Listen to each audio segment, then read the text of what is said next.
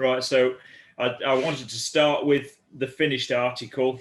This is what she looks like today. Well, this is what she looked like in June on the lawn when it was all lovely sunshine, nice mown grass. But before we move on any further, the story behind this really is back in JEC's magazine, January 2008, there was an advert for how it was the opportunity to build your own XK180 replica. And of course, it was Paul Banham that designed the body for it, the replica body, who a lot of us will know as Myrtle Products down in Margate. He does all the fiberglass roof linings for the XKs, XJs, XJSs, as well as the polished wood rim steering wheels. He refurbs the Bakelite steering wheels in the older 50s Jags.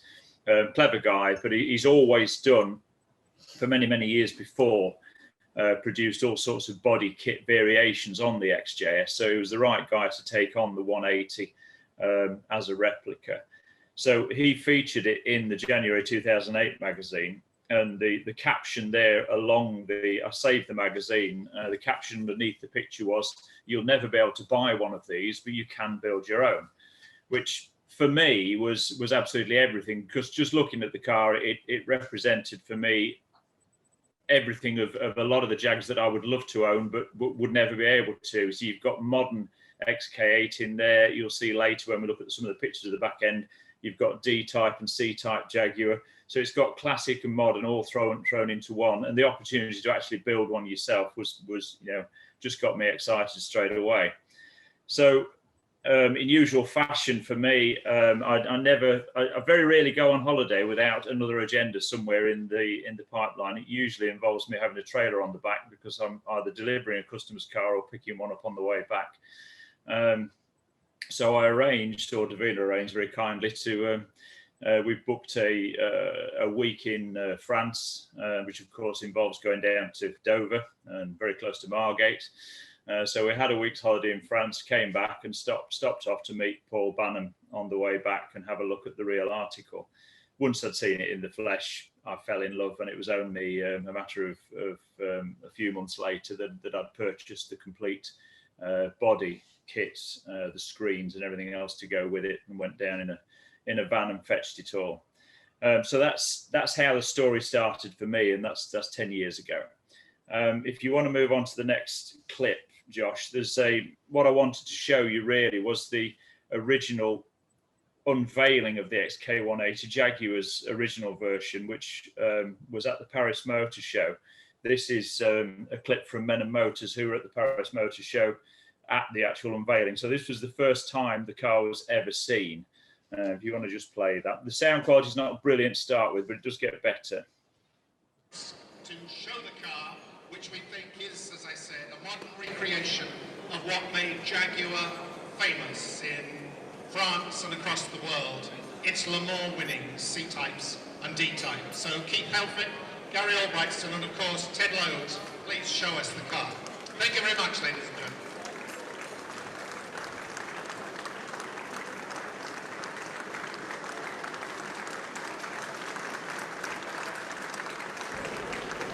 This is how to steal a motor show Jaguar style.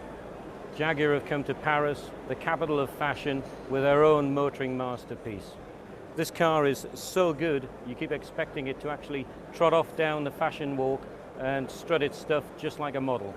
It's called the Jaguar XK180. It's absolutely sensational looking. It does 180 blistering miles an hour. It would cost you £300,000, but sadly, you won't be able to buy it because it's never going on sale. Is there no way at all that you'd actually ever bring this into production? Absolutely no way, Ken. We didn't do it to get a taste and should we, could we. We really did it to showcase the new special vehicle operations, or the newly reinvigorated special vehicle operations, and showcase some of the technology that we'll make available downstream into other cars over the next months and years. What sort of technologies can you take from this car? The engine, for example, can you put that into your XKR model? I just knew you'd ask that question. You might just see that engine in Yeah, pretty much. In a future vehicle, let me put it that way. But other things that you certainly will see, the 20-inch wheels and tyres. I mean, just gorgeous wheels and tyres, really filling the aperture. The brakes, they're 4-pot Brembos, the suspension system. Those are the kinds of things that you're liable to see. And obviously, we've used the car also to develop some interior trim technologies. You won't see it exactly like that, but they'll be helpful to us as we move into next generation products. With the retro styling that you've got in this car, is it something you can adapt for your future cars, or perhaps you could take it for even the saloon cars? I don't think a saloon version, but certainly for a sports car, they look pretty good, don't they? So yes is the answer. I think we'll be developing that. We'll probably do some research on it to see what customers around the world tell us. And of course, we've got it's not just a show car. It actually drives. It drives very, very quickly. We'll be using it, in fact, to recreate at JEC on the 30th of May next year the run of the XK180, where it actually outperformed its claimed 120 and did, I think, 131 miles an hour. And we'll be putting this car at JEC. The Belgian authorities have agreed to close the highway for us. And so we'll be recreating 50 years on. This car's very much a Jaguar Le Mans interpretation, but somehow you've managed to take the retro look and also capture the future with a very millennium-style look. I think, Ken, that is one of the hallmarks of Jeff Lawson and his team. They don't do a pastiche of the past. They take the past as an inspiration and make it utterly modern and up to date. And I think you can see it with today's saloon, today's XK sports car, and of course you'll see it with the S-Type at the Birmingham Motor Show. Jeff, first of all, congratulations. You've really stolen the show here at Paris, haven't you? Are you happy? As happy as a designer ever is. Designers always tend to see what is wrong rather than what is right. But I'm happy for Jaguar, yes. It's not a personal thing for me. I'm happy for the company, of course. Now, to me, the car behind you looks perfect. It looks like it belongs in a museum. What could you possibly find on it that you're not happy with? All design is a compromise. Nothing is perfect in design world, so it may seem perfect to you. To me, it is a handsome car, an attractive car. That's what we're after. But there are elements of the car that could have been improved. There are things that you'd like to do, but you're tied by maybe legislation or by just simply what can practically be done. Yeah, you're tied by time and legislation, all sorts of factors. It's in the nature of the beast. It's not a problem. But designers always tend to see the little areas, well, we should have just worked on that area a little bit more, or we should have worked on that area a little bit more. And it's no different for this car than any other car. It's a wonderful blend of heritage, and you can see a lot of Jaguar's history in the car. Is it also quite important to you that it stands alone, that it's something very new and very different? I think it's a good question. I think it's more important that the car reflects its heritage and its legacy and reflects the Jaguar DNA. That, to me, is more important than it be different in some novel way. So classicism, a design that hopefully will endure, an attractive design. For me, they're more important prerequisites than the fact it is different in some way.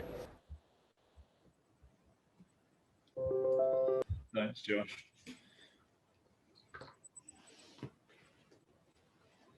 If you just get us to the, just leave it there. We'll go on to the next picture, and that's fine. Leave that one up for now.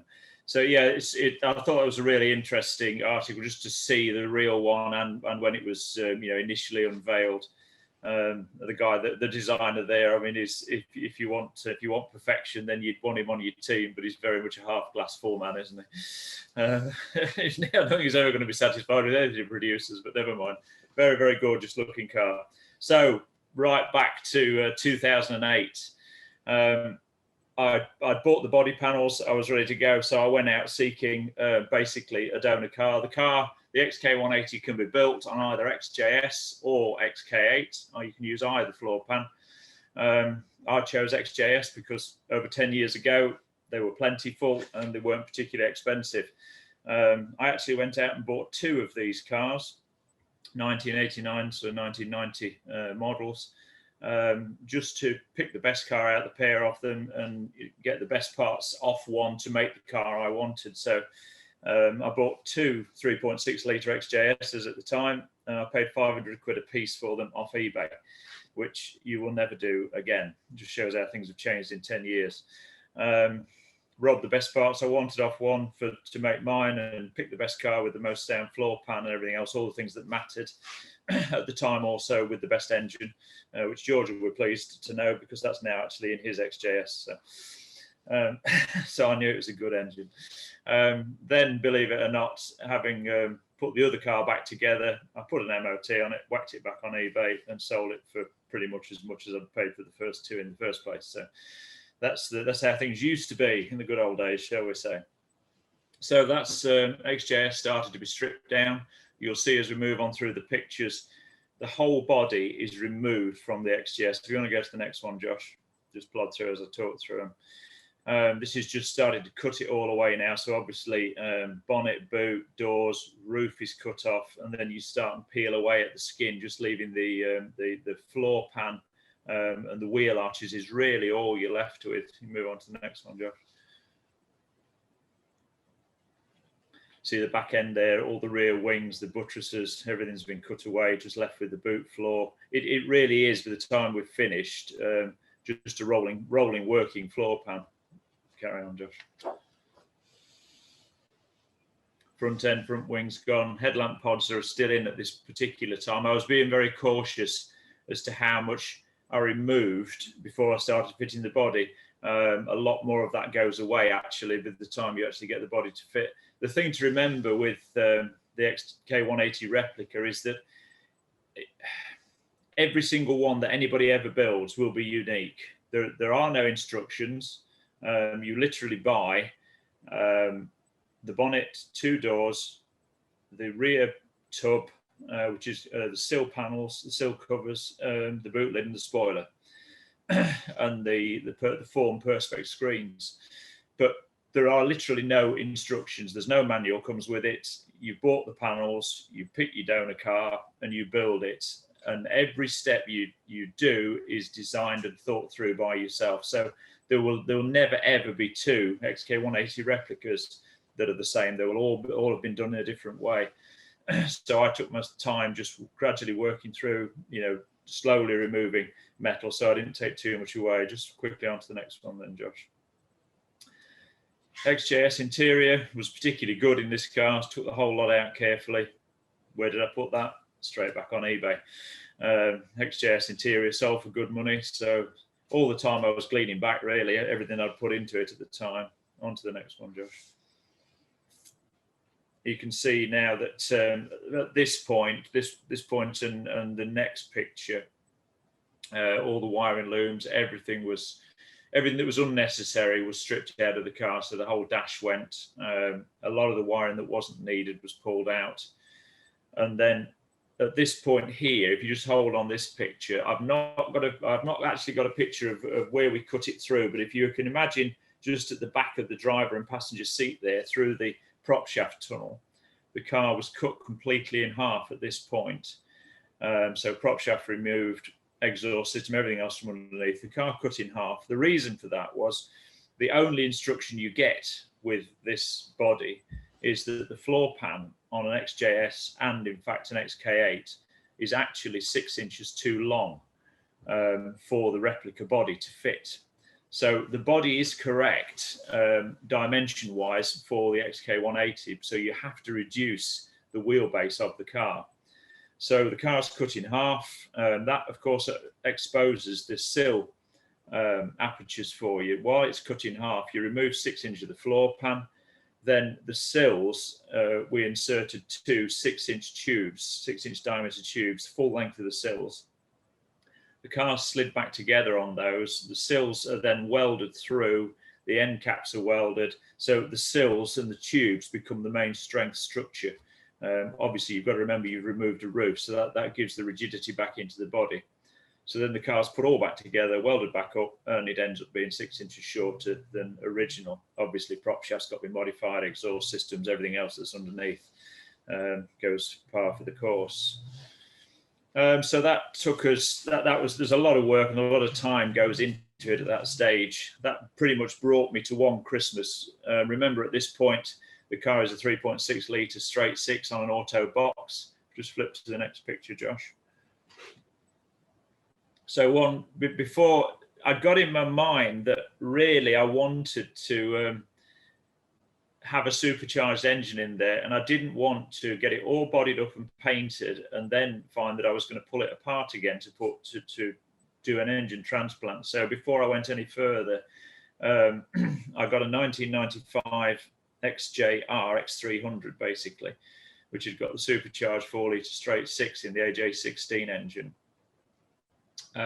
One Christmas I set to, I'd never done this before on this particular model because they're quite complex. They've got the immobilization system is built into the car, so you can't just remove the engine, ECU and wiring loom. It won't run. It needs the car to make it run. So I actually spent one whole Christmas removing the immobilizer and the wiring loom and just slowly cutting through each wire with a wiring diagram until I found the 70 wires in the immobilizer unit. The immobilizer unit is in the boot. The engine ECU is up at the front end. So you've got all this wiring loom running through the car. There are 70 wires in the immobilizer ECU. Actually, you only need 3 of them to make the engine run, but it was finding the correct 3. So during that Christmas break, I worked through that until I found the 3 wires I needed. I could then take the immobilizer out of the boot, put it back with the engine ECU, couple the 3 wires back up, and it all ran. So then I was able to remove the engine, the wiring loom, the ECU, and transplant it into an XJS. So now people will come back wanting a 4-litre supercharged XJS. Well, yeah, we'll cross that bridge another day. So she ended up with a supercharged lumping before I put the body on, which I was very pleased with. Jumping on to the next picture. This is where we start to drop the rear tub, and I started from the back and worked forwards. So obviously all the body's cut away now, and the tub and the sill panels are the first things to fit. That's all supported with steel tube inside to hold it in the right place, and then fastened to the original body where it can be. You'll notice in that picture the original windscreen pillars were left in. That's because the screen attaches to those, so they're your structural support for the new wind deflector screen. Okay, moving on, Josh. This is the rear tub going into primer, just shaped up and in primer, ready for paint. It was left at that stage. What I tried to do when I got round to the body was, because I painted it piecemeal, so every individual piece was painted separately so I could assemble it. But I started from the back, and what you'll see as the photos progress, I worked through. So as a piece was painted and finished, it was fitted to the car. So there was never a period when there were finished body panels lying around waiting to get damaged. So moving on to the next one, Josh. That's a very similar one, another one of the rear tub in primer. And then we move on to the bonnet. Now this was, I was leaving this very much to the last.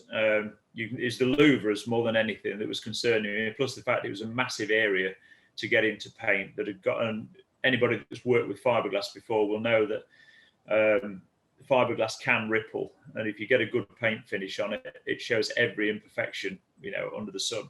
If you want fiberglass to look good when you've painted it, the best color to go for is white. If you go for any dark color, it will show any imperfection that is there. So the louvres, you'll notice at this point, because it's fiberglass molding, they are literally just fiberglass molded square slots, if you like. They are solid inside. They at some point had got to be cut out and made into louvres that look the part. So if you flip to the next picture. Okay, so the tool of choice in the end, having thought of many different ways to do it, turned out to be the local electrician's, who is now my son-in-law. I'm trying to think, multi-tool it's called, a tiny little blade on the front that vibrates away very quickly, and I was able to cut every individual slot out by hand, and then every slot was finished by hand with paper. It took me a total of 1.5 days to cut the bonnet louvres out. Moving on, Josh. Great stage to be finished with. Many hours of anybody that's done body work. This is just wet and dry block flatting a panel down to make sure that it is absolutely flat and there's no bumps or lumps anywhere that's going to show up as imperfection. So the whole car was block flat, wet and dry flattered down before we got round to painting. I think the next picture shows the bonnet past this stage and into primer, looking a lot better. And then on the next picture, it just flips it around and you can see the actual finished louvres there, which looks completely different to the previous picture where they were all solid. And they actually look pretty straight, which I was quite pleased with. I could imagine at one of the JAG do's one night when people looking down the louvres saying, you made a right mess of them. Well, hopefully that won't be the case. Next picture shows a little bit more work on the car, on the bonnet. I tried to do everything before it was painted. That is a later XK8 grille, which I then produced my own surround, so it fitted the hole. I actually prefer the look of that to the one that Jaguar put in theirs, which was just a mesh. But like I said, every one of these is everybody's own individual choice. All right, then we get a little bit further on, starting at the back again. Next picture. Okay, so the back tub now, I've got everything prepared and ready, so we're ready to start painting. This is, we are now, this is the first lockdown. So this is sort of March, I would think, 2020, when we'd furloughed the boys. I was very fortunate to have the workshop to myself for a whole 8 weeks. The phone didn't hardly ring at all, so what better time to paint a car? So yeah, started at the back, worked my way through. That's the rear tub in paint. That's XK8, about 2006 XK8 metallic slate grey. You'll see a lot of XKs done in that colour. I just wanted to do something different to the sort of bluey green that Jaguar produced it in. I think it lends itself well, as you'll see, to the interior and stuff later. Next picture's a little bit more finished. Back end flattered and polished. Wheels back on, starting to build the back end up. And then we move on. Like I said before, I tried to prepare every piece as we went. So you'll notice the only difference here is the rear spoiler's now been finished, painted and fitted. So it's not on the floor getting knocked about. And then as we move on to the next picture, the boot lid was done and fitted. Back end all built up now. That's literally all that's there at the moment is a finished back end. The wheels are back on. Lights back in. Those lights, interestingly enough, are actually commercial lorry LED lights, but they're exactly the right diameter to fit the aperture. They're nice and bright, very safe, and they look the part. You will notice that the add-on fog light hanging off the bottom there is on a loose bolt fastening through the boot floor. It goes on for MOT, and afterwards it just happens to fall off as I end up back home again, because it really doesn't work on the back of there at all. But there we go. Don't tell the MOT man that. Then moving forward again to the next picture, back end finished. I settled down then a little bit more with the interior. The interior that's all XK8 interior. Seats, central console. So I went for, rather than the original XK 180 being very much a track car, which had bucket seats and all the rest of it, I wanted it to be comfortable. So if we do Jag weekends away, we can travel in reasonable comfort. So I've got XK8 seats in there, fully electric, all working. The rollover bars, if anybody would like to know, they're IADTT, but they were the perfect size and shape to fit in there. They're on a steel framework that goes right back down to the floor and the sills. So should anything terrible ever happen, the chances are it would carry us over and back around the right way again, hopefully. So you can see the screen on there and the trim in there. Another one shows the interior from the other direction. I had the seats retrimmed professionally and the dash was done for me as well. You'll see the rest of the trim and the carpentry we did ourselves a little later. Next one shows the same again, virtually. And then back into the workshop, start all over again. And I'm afraid the 8 weeks was very much like this: finisher section, starter section. So you've just got to get your head around this picture. The two frames I created to actually hold both doors. So I was able to paint both doors all the way around, inside, on the top, underneath, without having to move them. So that was the preparation for the doors being painted. I think you'll see the next picture then shows the finished doors back onto the car. There we go. So we're now up as far as the windscreen pillar. The car's looking complete in that shot. Then took her outside at that point, so I didn't need the car in the workshop anymore. So from the back end, it's looking very much like a completed car. Back into the workshop once again. pull the bonnet back onto the lift, which was in primer last time you saw it. So that's now going into paint. Lots of flattening and polishing again. Several hours to go into that, to each single panel to get it where it is. Next one just shows me starting to fit the front end up a little bit. I tried to put everything in as we built it so that, you know, I wasn't risking scratching things once it had gone on. So that was everything fitted and tested before it was fitted to the car. The fog lamps, they were bought off the internet. The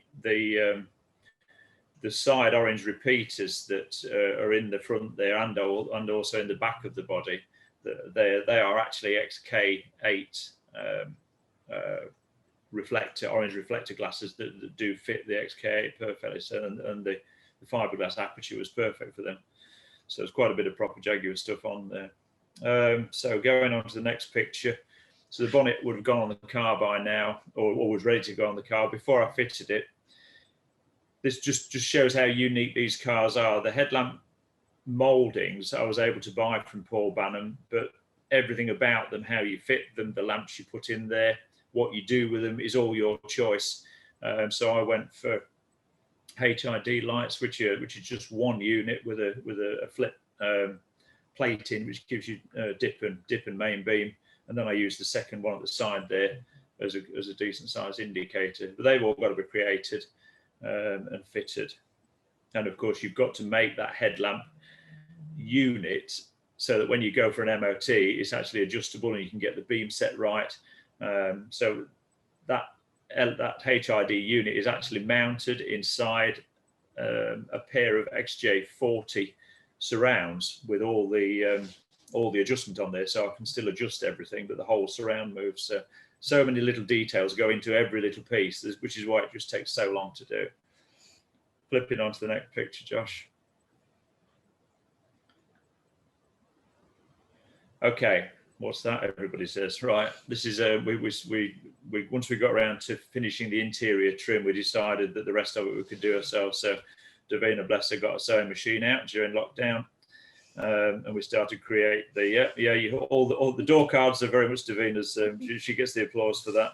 So if you move on to the next picture, that's the inside of the leather work for the door card.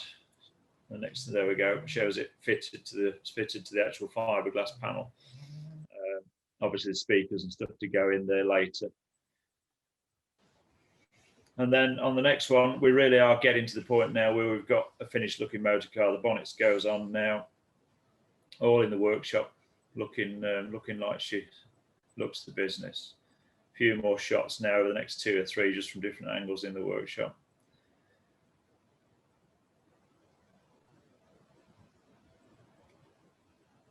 And again, Josh.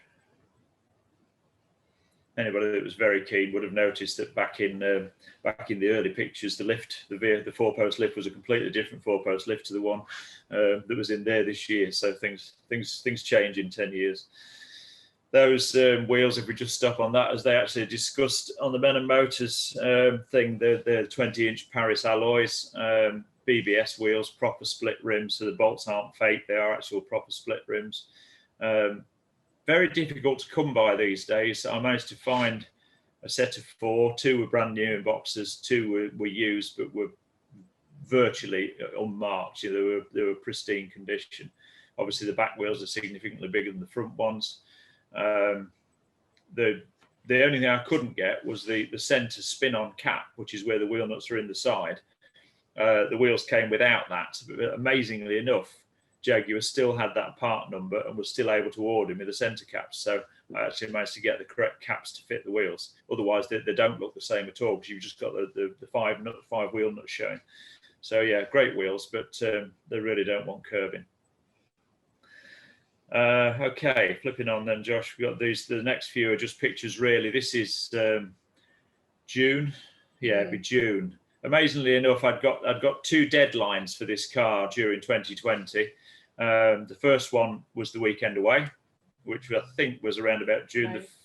May. May. No, it was May. Yeah, it was May, wasn't it? The weekend away would have been May, which of course got cancelled. But I pushed to get it done, so I could have gone to the weekend away in it, and it was done for then. And then of course my eldest daughter's wedding was June the 5th. But of course that got cancelled. So the pressure was on to have the car done for those 2 events. But this is June in the garden, just taking some pictures and enjoying it.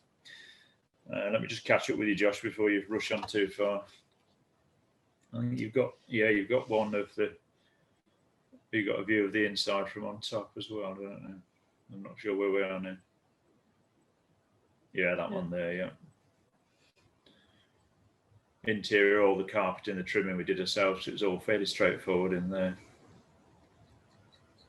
Just move on through the last few then, Josh. And then we'll just stop before you get to the wedding ones. You just stop there a minute, Josh. The only thing I've done since then significantly, obviously with any project like this, when you put it on the road, it's all very well building a car like this, but when you actually put it on the road, that's the real testing time, that you find out all the things that actually need improvement straight away. Suspension was the biggest issue. The rear suspension, because I'd taken so much weight off the car, you imagine taking the doors, the boot, the roof, all the glassware, the bonnet, it lightened the car no end. The rear suspension was just way too hard. It sat way too high. So initially I put single shock absorbers on the back there with adjustable springs to get the right height at the back correct, which was fine. On the front end, just to get it to look right, I literally shortened the original front XJS springs to get it to sit right.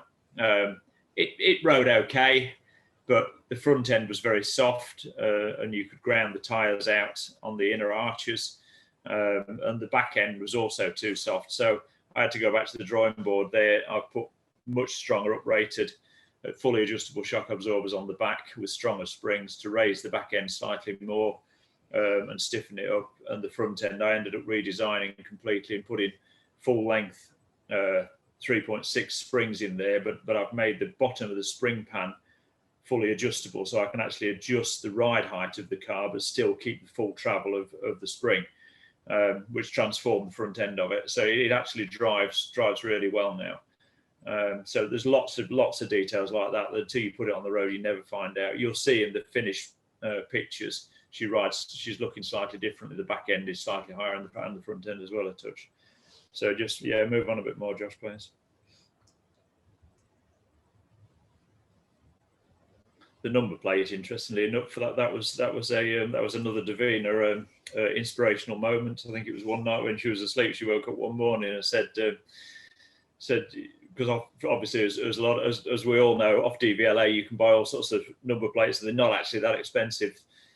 Strictly speaking, that should read. C1, yeah, that's actually the legal spacing. No, it's not. Yes, it is. Yes, that's the legal spacing of the plate, which is C18 OXK. You'll see in the final pictures that for show purpose only, of course, I've tweaked the figures down slightly. So it actually reads C180 XK. So the Davina came up with that in the middle of the night. Sometimes C18 OXK makes C180 XK. So yeah, one of the main pressures now coming up to the final pictures for getting this car finished was my daughter had said that when she got married, she wanted me to take her to the wedding in it. So there she is, beautiful bride at the end of the wedding day. Unfortunately, as luck would have it, it absolutely peed it down on the morning of the wedding. Absolutely, cats and dogs it was. I'd got a cover on the car all night, and I'd got a full duck pond in the back of the cover when I woke up in the morning. So Hannah went with Mum in the other Jag with heated seats and everything else on, and the bridesmaids to the venue, and I drove like an absolute muppet in steroid rain down the A16 to the hotel at Louth. The lorry's coming past me the other way, chucking spray all over me in my wedding suit with a coat over the top. By the time I'd got there, that much rain had come over the top of the screen. I'd got a river running down between my legs on the driver's seat. So I'd got a very wet bum to walk down the aisle, but fortunately black suit trousers didn't show any stain at all. So that was absolutely fine.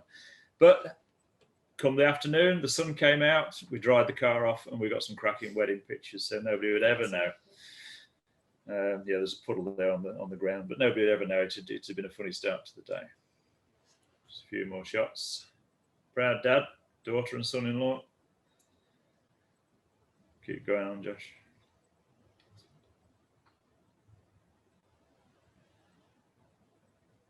And one more shot from the back. Lovely looking back on the car there. It's just got so much of the classic D-type Jaguars in there. And then Michael, that works for us on the final shot, if you just bring that up, we'll play that in a minute. You've probably seen this this little shot of it, but he flew over the car in the garden with his drone and got some real good footage of it. Just get it all set up and settled, and then this is out on our website. So not quite loaded yet, Josh. No, it has now. It's fun.